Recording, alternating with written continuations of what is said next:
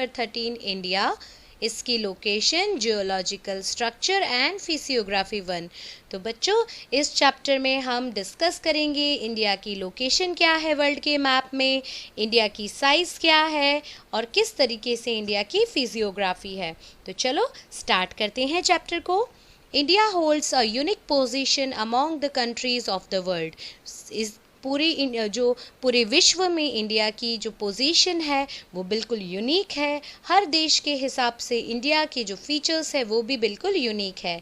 India is a country having largest democracy and its culture is one of the oldest. India एकमात्र ऐसी country है जिसमें largest democracy है और यहाँ का कल्चर सबसे पुराना माना जाता है। It has the largest democracy in the world.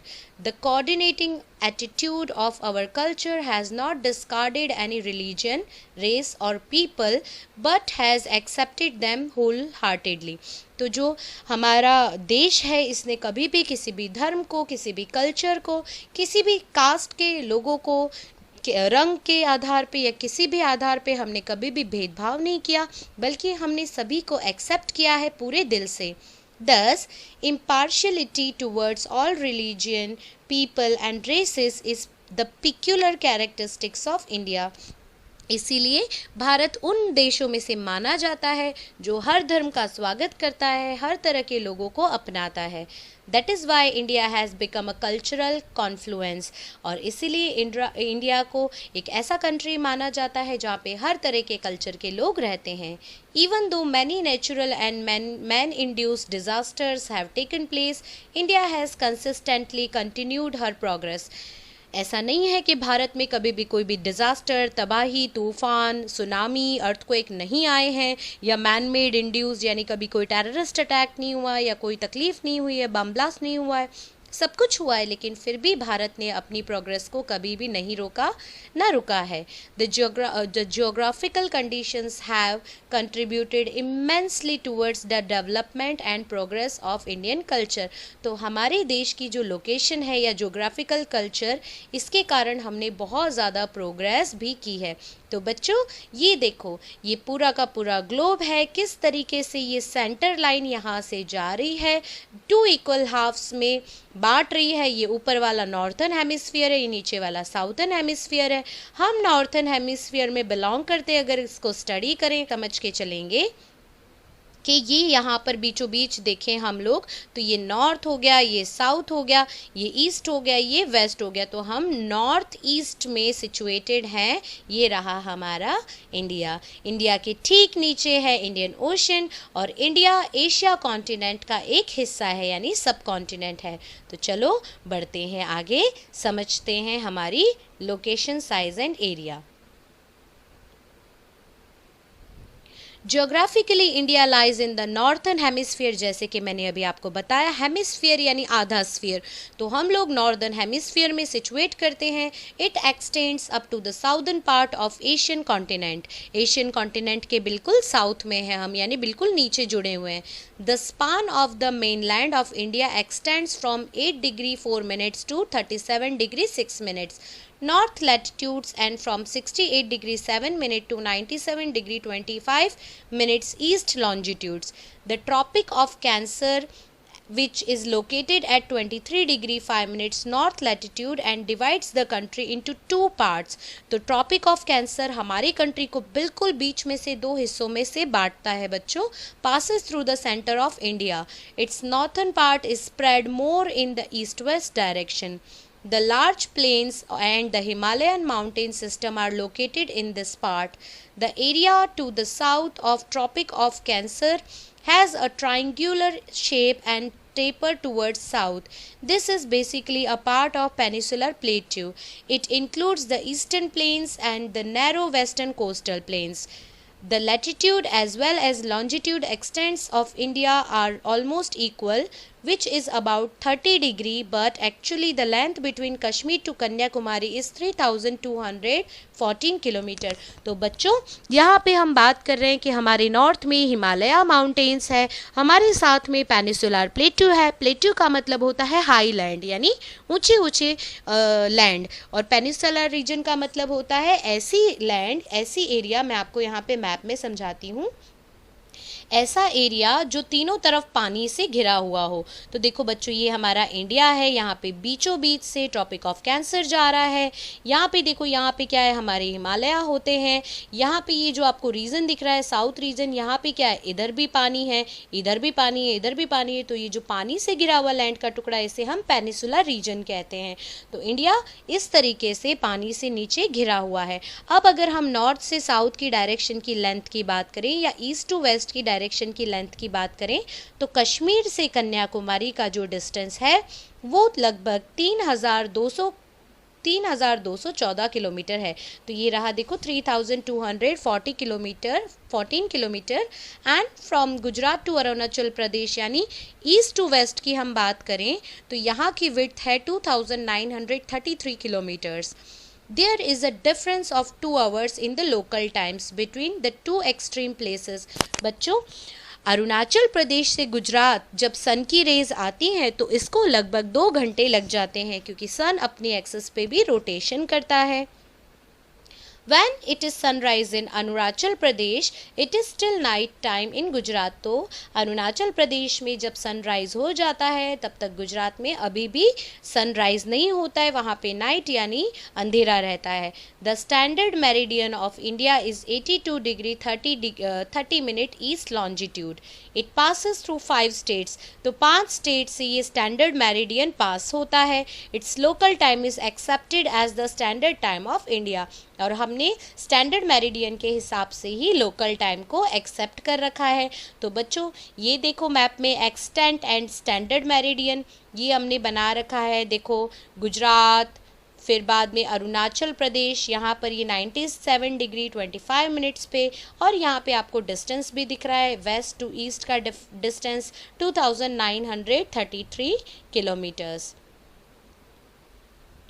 ये देखो यहाँ पे ईस्ट में, ईस्ट के सी को हम बोलते हैं बे ऑफ बंगाल, यहाँ पे इसको हम अरेबियन सी बोलते हैं। ईस्ट में ये छोटे छोटे आइलैंड्स, आइलैंड्स का मतलब होता है ऐसे लैंड मास, ऐसे लैंड के टुकड़े जो पानी से घिरे हुए हैं चारों तरफ से।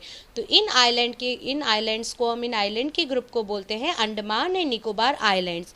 और यहाँ पे जो हमारे पास अरेबियन सी में आइलैंड्स हैं इनको हम लक्षद्वीप आइलैंड्स कहते हैं।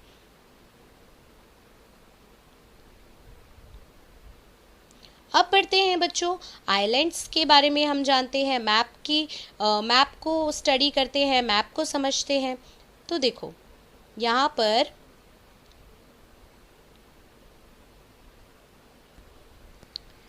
Total area of India is 32.8 lakh square kilometre. बच्चों, हम एरिया को स्क्वायर किलोमीटर में मेजर करते हैं। पूरे के पूरे इंडिया का लैंड एरिया अगर मेजर करें तो ये 32.8 लाख स्क्वायर किलोमीटर है। And India rank 7th in the world in terms of area. और अगर हम लैंड के हिसाब से देखें कि इंडिया के पास कितना लैंड है, तो हम दुनिया की 7th पोजीशन पे आते हैं। सबसे पहले है रशिया, सेकेंड पोजीशन पे है कनाडा, थर्ड पे है यूएसए, फोर्थ पे चाइना, 5th पे ब्राज़ील एंड 6th पे ऑस्ट्रेलिया, 7th पे आता है हमारा इंडिया। अब बात करते हैं लैंड एरिया की। The land area of India lies in South Asia. In the north, lofty mountain ranges are spread over hundreds of kilometers from west to east direction. That is why the commuting with Tibet and China is possible only through passes located at high altitude. तो इसीलिए हिमालय के कारण China और तिब्बत आसानी से India में नहीं आ सकते चाइनीज़ और उनको बड़े ही ऊंचे एल्टीट्यूड से ही आना पड़ेगा। फिर यहाँ पर है Bay of Bengal lies to the east, Arabian Sea lies to the west and Indian Ocean to the south of peninsular India. Peninsular का मतलब अभी अभी मैंने आपको बताया कि ऐसा लैंड का टुकड़ा जो तीनों तरफ पानी से घिरा हुआ हो। पेनिसुलर के नीचे साउथ में हमारे नीचे है इंडियन ओशन, ईस्ट में क्या है बे ऑफ बंगाल, वेस्ट में क्या है Arabian sea. The sea is utilized as a waterway. हम सी की मदद करते हैं, उसको यूटिलाइज करते हैं वाटरवेज के लिए। Even though the land routes are obstructed by surrounding mountains, India has accepted all cultural elements arriving from outside and these have merged into Indian society. ऐसा है कि लैंड रूट जो है वहाँ पे बहुत सारे माउंटेन्स हैं, अलग अलग तरीके से लोग बाग फिर भी दाखिल होते हैं और फिर भी हमने हर एक कल्चर को यहाँ पे एक्सेप्ट किया है, वेलकम किया है। India holds a strategic location in Eastern Hemisphere and it has a strategic importance also. India के पास बड़ी ही अलग प्रकार की एक स्पेसिफिक स्ट्रेटेजिक लोकेशन है और इसकी अपने आप में ही एक इम्पोर्टेंस है. India is in the eastern hemisphere. Oceans have contributed immensely in developing mutual relations in ancient times. Oceans की मदद से ही तो यूरोपियन कंट्रीज किसी तरह से सी रूट डिस्कवर करके हमारे पास पहुंची थी. वास्को डिगामा, क्रिस्टोफर कोलंबस की स्टोरीज आपने लोअर स्टैंडर्ड्स में सुन रखी है. किस तरह से ट्रेडिंग करने के लिए लोग बाग इंडिया आते थे, इंडिया के स्पाइसेस लेने, मुस्लिन क्लोथ लेने. India had trade relations with East Africa, West Asia, South Asia and Southeast Asia since ancient times. India had developed cultural and commercial relations with them due to her location. India ने cultural relations भी maintain किए हैं अलग अलग state से, अलग अलग countries से. commercial यानी business के relation भी establish किए हैं. No country in Indian Ocean has a long maritime boundary as India has. और इंडिया के नीचे ये जो ओशन है इसकी सबसे ज़्यादा बाउंड्री है.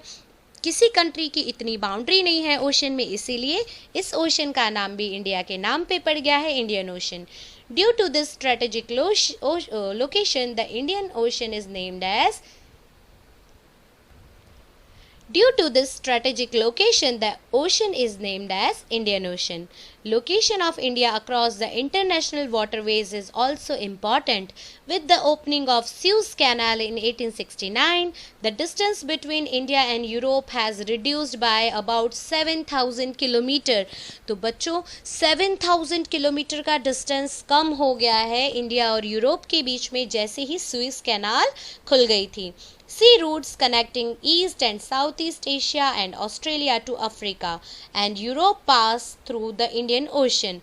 The Circum-African Waterway and Suez Canal Waterway pass by India. तो Suez Canal है, Circum-African Waterway है, ये सब कुछ इंडिया से होके पास होती है. Canada and USA can be reached through the same waterway via Strait of Malacca and Pacific Ocean. तो बच्चों यहाँ पे आपको दिख रहा है, देखो ये मैं दिखा रही हूँ आपको. यहाँ पे बच्चों यहाँ पे मलक्का है, यहाँ से हम लोग होते हुए आसानी से ऑस्ट्रेलिया जा सकते हैं और हम लोग सुएज कैनाल से यूरोप और इस तरीके से हम मलक्का से होते हुए हम पैसिफिक ओशन जा सकते हैं. तो अलग अलग जगह हम ट्रैवल कर सकते हैं वाटरवेज से इंडियन ओशन की मदद से. India has contracts with many countries since many centuries. Goods and ideas are being exchanged since ancient times. India के बहुत सारी कंट्रीज़ के साथ में अच्छे संबंध हैं. हम लोग सामान यानी गुड्स और आइडियाज़ भी एक्सचेंज करते हैं.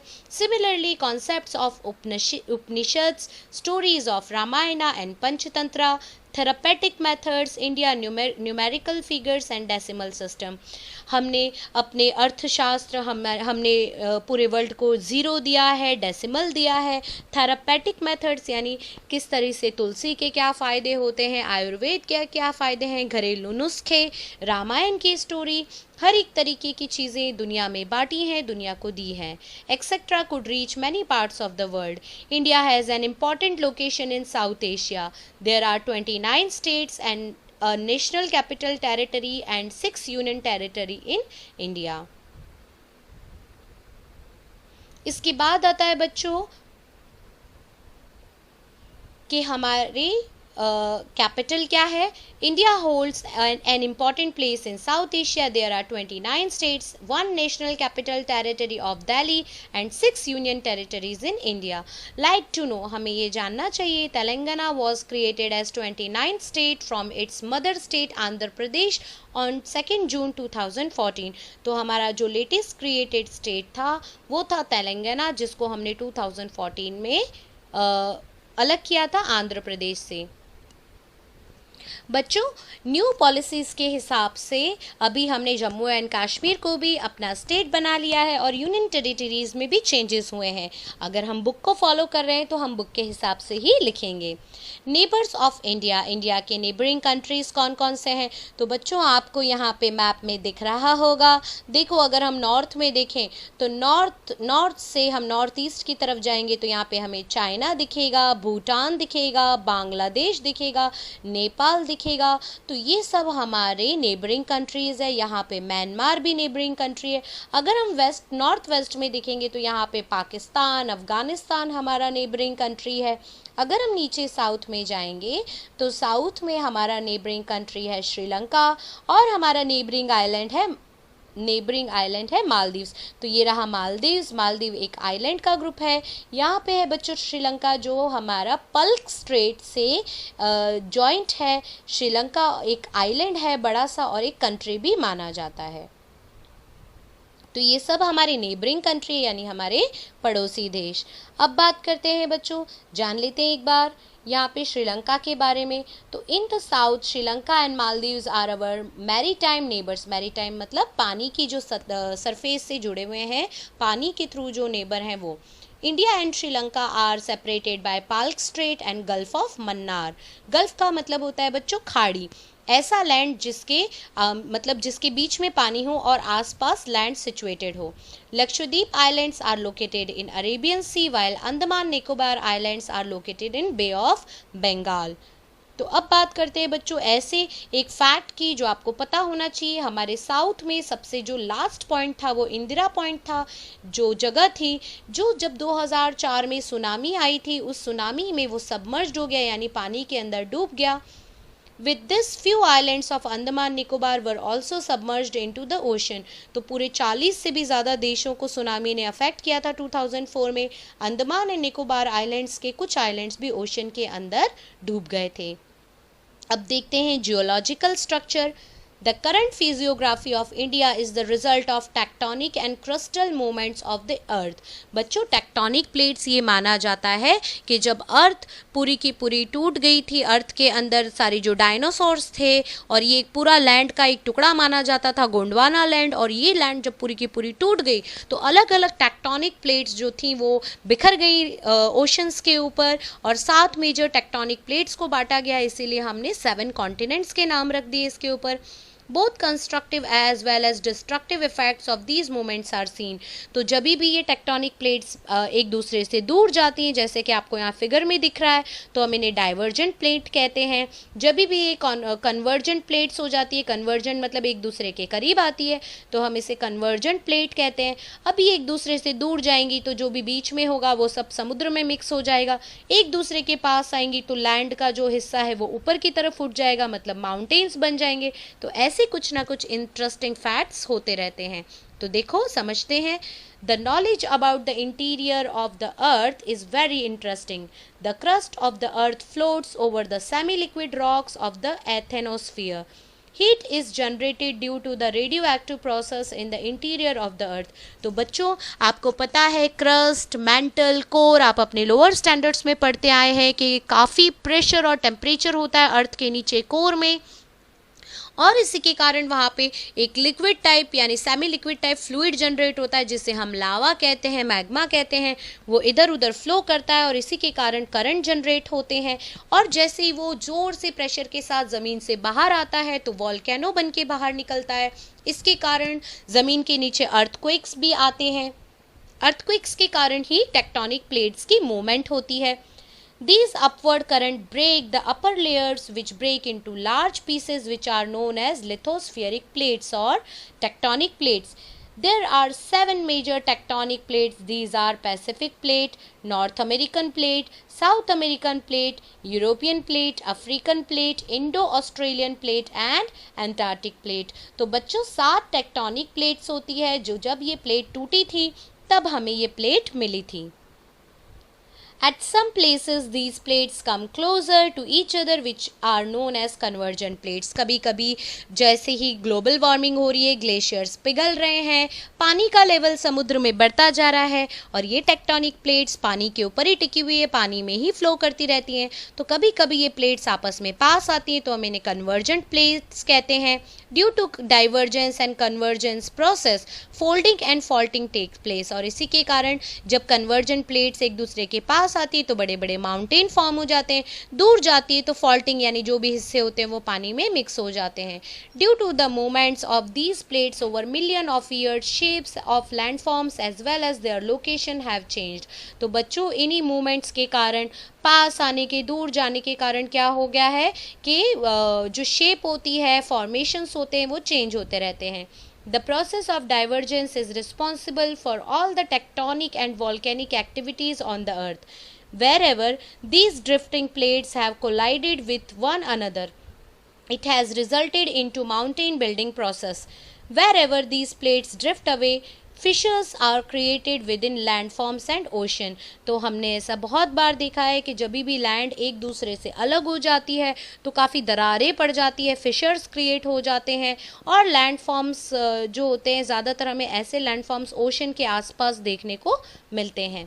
The continents situated along these fissures are drifting continuously. Such plates are convergent plates. तो जो continents आपस में ऐसे घिसते हैं, जो डाइवर्ज होते हैं, कन्वर्ज होते हैं, वो प्लेट ज़्यादातर हमें ओशंस में देखने को मिलती है. तो बच्चों देखो यहाँ पर किस तरीके से मैप दे रखा है, यहाँ पे डायरेक्शन ऑफ प्लेट के मूवमेंट दे रखे हैं कि भाई किस तरीके से प्लेट्स जो है वो मूव करती रहती हैं हमेशा.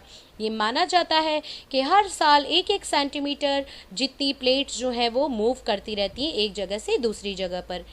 India was a part of a very vast and ancient landmass known as Gondwana land. तो ये माना जाता है कि इंडिया जो है वो एक पार्ट है बड़े वास्ट लैंड का जिसका नाम था Gondwana land. This large landmass consisted of the present South America, Africa, Australia and Antarctica. आज ये माना जाता है कि जो present south America, Africa, Australia, Antarctica है, ये सब कुछ गोंडवाना लैंड से ही बने हुए हैं. Over a period The Indo-Australian plate started drifting gradually towards north. और ये माना जाता है कि इंडो ऑस्ट्रेलियन प्लेट धीरे धीरे नॉर्थ की साइड में आगे बढ़ती गई. It is so believe that this plate collided with a large European plate before about 5 crore years. और ये माना जाता है कि 5 करोड़ साल पहले ये Indo Australian plate European plate से जाकर टकराई थी.